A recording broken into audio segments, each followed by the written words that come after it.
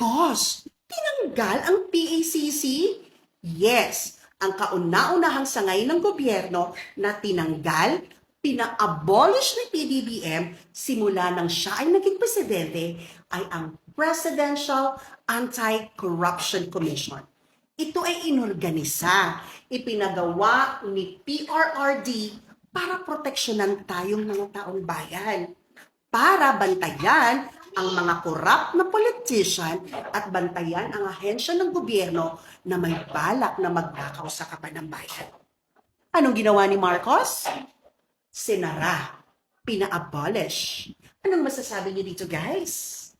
Well, for me, now it makes sense. Kaya naman pala, halos lahat ng sangay ng gobyerno ngayon, mapa-health, agriculture, infrastructure, and even the House of Representatives.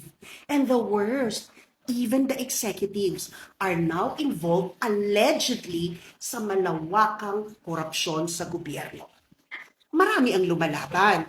Marami ang gusto isiwalat ang katotohanan, lumaban sa korupsyon, pero pinipilit na patahimikin. Ang ending, kaso, kulong. Kawawang Pilipino. Kawawang mga taong bayan. But then, let's not lose hope. Justice will prevail. Karma is real. Babalikan ka din yan, sir, pagdating ng panahon. It's a Monday. Follow for more, guys. Have a great day.